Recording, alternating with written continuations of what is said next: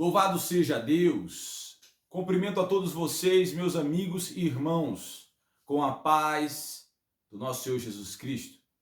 Passei algum tempo sem fazer vídeos, mas estou retornando e estarei fazendo vídeo, se assim Deus permitir, toda semana para compartilhar com vocês aquilo que Deus tem me ensinado, aquilo que Deus tem me mostrado. E neste vídeo eu quero falar de um assunto que para mim é de suma importância e verdadeiramente mudou muito do que eu pensava sobre o que é a igreja de Deus, o que Deus quer conosco, o que Deus quer fazer com nossa vida, o que Deus quer de nós. Me preste seus ouvidos por um instante, dê um minuto da sua atenção e escute o que o Espírito Santo tem para nos comunicar. Em nome de Jesus Cristo. Carta aos Romanos, que Paulo, apóstolo da igreja, escreveu aos Romanos. No capítulo 12, verso 1 em diante, escute isso.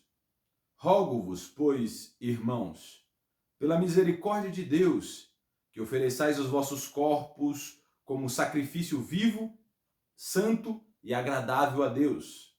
Este é o culto racional que lhe deveis prestar. Não vos conformeis com este século, mas transformai-vos pela renovação da vossa mente, a fim de conhecerdes a vontade de Deus, o que é bom, o que lhe é agradável e o que lhe é perfeito. Louvado seja Deus. Aleluias. Muitas das vezes eu tinha passado na leitura por esse texto e não tinha percebido algo de extrema importância. Meus amigos, eu quero começar contextualizando o que eu vou falar aqui e vou mostrar para você. Fique até o final desse vídeo, porque eu tenho que te explicar o que Deus quer nos falar através dessa leitura. Então, primeiro eu quero contar para você uma coisa que aconteceu no Antigo Testamento. Preste atenção. No Antigo Testamento existia um templo chamado Templo de Salomão, certo? O Templo de Salomão era o lugar onde Salomão construiu, que foi um desejo até do seu pai Davi de ter construído, mas ele mesmo não construiu, por conta de ser um guerreiro, suas mãos estão cheias de sangue. Mas o seu filho Salomão construiu, chamado Templo de Salomão.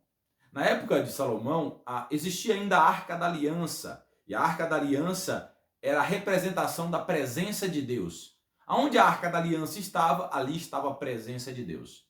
Quando Salomão fez esse templo, o rei Salomão fez esse templo, ele colocou a Arca da Aliança em um lugar chamado Santo dos Santos, lá atrás do véu, sabe?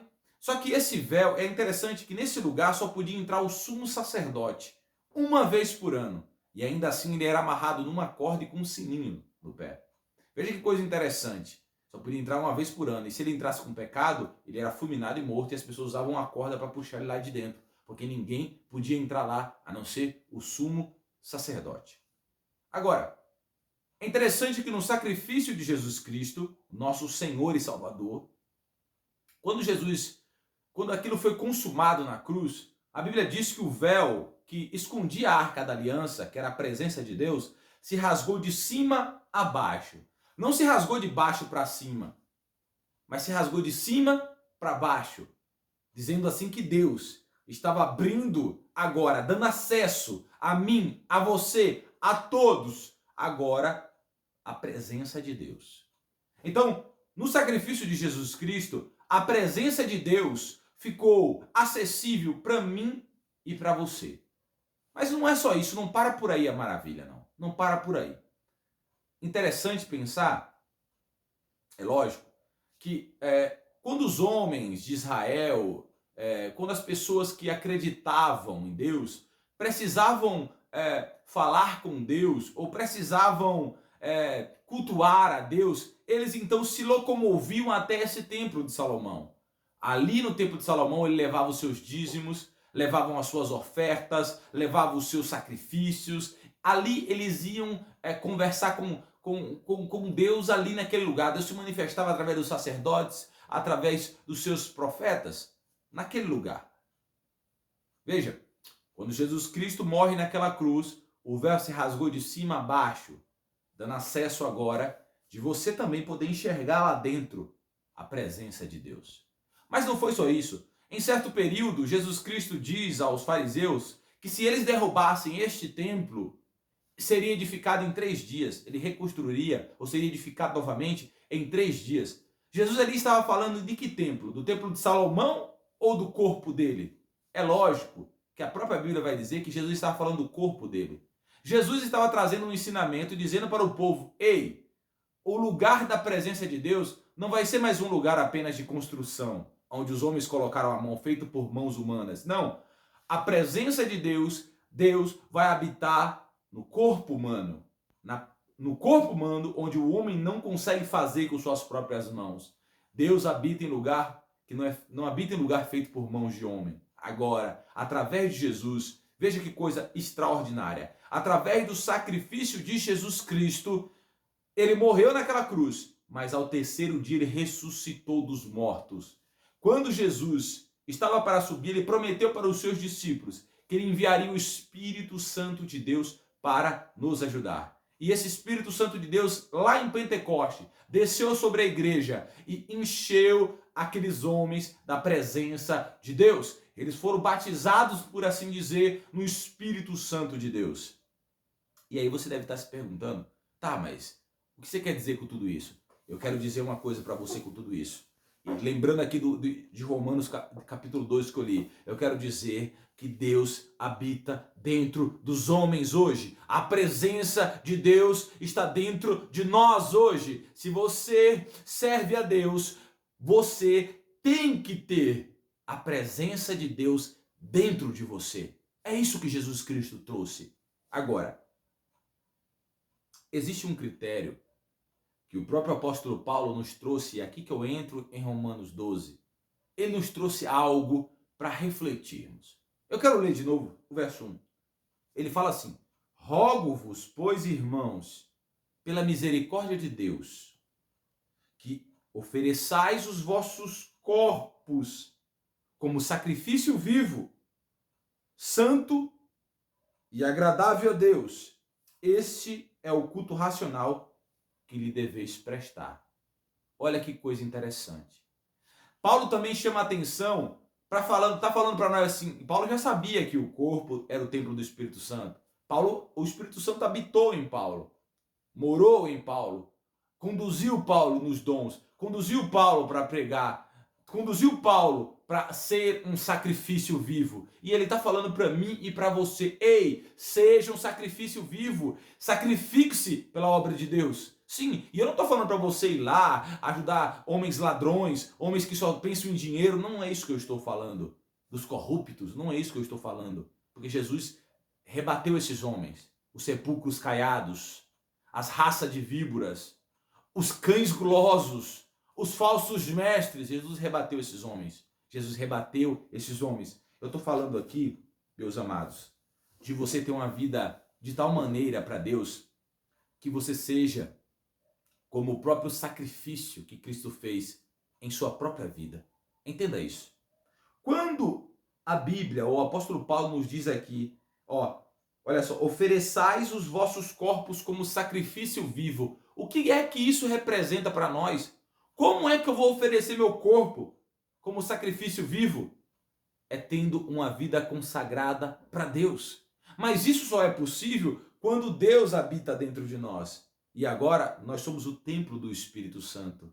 Nós agora nos sacrificamos por Deus, assim como Jesus fez.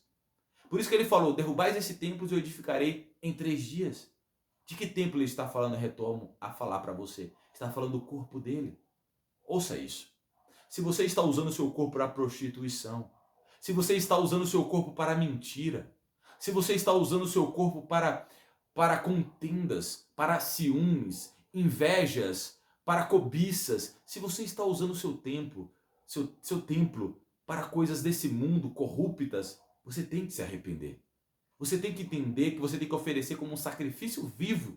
Mas não é só isso. Santo e agradável a Deus.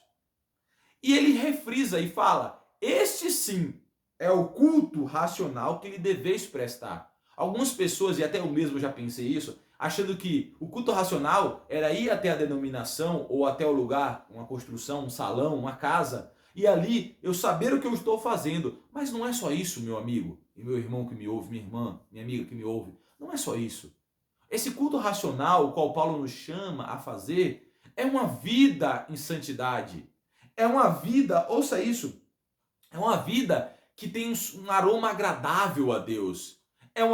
Porque muitas pessoas falam assim, eu vou à igreja. Calma aí. O templo de Salomão, o véu se rasgou. Como é que você vai lá no templo, só lá você adora? Não. Você tem que. O Espírito Santo está dentro de você. A adoração é a todo momento. Quando você se ajunta com os irmãos, na construção, no salão, no lugar reservado que os irmãos se ajuntam, na congregação, na assembleia de pessoas, na congregação de pessoas, quando a igreja se reúne para adorar a Deus, ali o poder de Deus se manifesta. Mas não é porque naquele lugar tem o poder de Deus, porque no templo de Salomão tinha a Arca da Aliança, mas agora a presença de Deus está dentro de nós. Eu quero refrisar isso para você entender. Algumas pessoas são membros das denominações, mas não são membros do corpo de Cristo. Será que você que me ouve é membra do corpo de Cristo de verdade? Porque tem gente que coloca uma Bíblia debaixo do braço, meus amigos, meus irmãos. Coloca uma roupa de crente, pinta um cabelo de crente, usa palavras de crente quando vão à denominação. Mas quando voltam à sua vida normal, elas são como os ímpios, são como os pecadores. Elas deixaram a igreja lá na construção. E agora elas vivem uma vida desregrada. Mas se você oferecer o seu corpo como sacrifício vivo a Deus, isso não vai acontecer, porque você vai ter noção e vai ter racionalidade que a sua vida, ela é para Deus. Você vai lá na construção e o pastor te pede 10% do seu salário, dizendo que é o dízimo. Mas hoje, o dízimo não vale mais. Não é o dízimo, porque o templo de Salomão não existe mais. Não há mais a raça dos levitas para serem sustentadas com o dízimo. O que existe hoje são as ofertas voluntárias para fazer a obra de Deus avançar. Para sustentar um servo de Deus, ouça isso, para sustentar um servo de Deus que se dedica 24 horas, ou pelo menos enquanto ele está acordado, para ajudar os irmãos e edificar a igreja. Missionários que arriscam suas vidas para pregar a Cristo Jesus. Para isso que servem as ofertas, para ajudar os necessitados, para ajudar as pessoas que precisam, que estão dentro da igreja, sofrendo. É para isso que serve. Mas hoje eu quero te falar uma coisa mais profunda do que isso. Uma hora eu vou fazer um vídeo só sobre dízimo. Mas hoje eu quero falar uma coisa para você. Jesus não quer apenas 10%. Grava isso e raciocina sobre isso. Jesus não quer só 10%. Tá entendendo? Jesus quer 100%. É isso mesmo. Não é só você pegar 10% do seu salário, levar lá na construção feita por mãos de homens e falar, tô livre agora do devorador, tô livre agora das pragas, tô livre da maldição, agora eu vou ser abençoado porque devolvi. Não, não, não. Deus quer que você seja o sacrifício vivo. Deus quer 100% da sua vida. Deus quer o seu coração. Deus quer a sua casa. Deus quer a sua família. Deus quer o seu trabalho. Deus quer a sua mente. Deus quer o seu corpo. Ele quer que você, nós sejamos templo do Espírito Santo. Sacrifício vivo para Deus. Oh, glórias a Deus. Isso é maravilhoso, meus irmãos. Olha, no verso 2 ele fala, não vos conformeis com este século, mas transformai-vos pela renovação da vossa mente, a fim de conhecerdes a vontade de Deus, o que é bom, o que lhe é agradável e o que é perfeito. Tá vendo? Não se conforme com as corrupções desse mundo. Renove a sua mente, renove os seus pensamentos com a palavra de Deus, para conhecer o que é agradável. Ouça isso. O que é perfeito, o que é bom, aquilo que Deus gosta, para você começar a viver as coisas santas de Deus. Porque, meu amigo, minha amiga, vai adiantar o quê? Uma vida de aparência, se a Deus ninguém pode enganar. Fala para mim, o que adianta? Responde aí para você mesmo.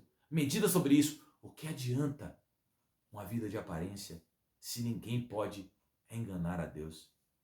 Louvado seja Deus por isso, porque assim Ele nos refina, Deixa eu te falar uma coisa. Você não é crente apenas porque você vai em um lugar, um salão, em um lugar que as pessoas chamam igreja. E depois, eu vou na igreja, eu vim da igreja, a igreja ficou lá. E você é o quê? Você é o quê? Se a igreja é onde você vai, o que você é então? Você não é igreja? Se a igreja é onde você vai, o que nós somos então? A Bíblia nos diz que nós, aqueles que acreditam, é claro, se você ainda não acredita, arrependa-se e se torne igreja de Cristo.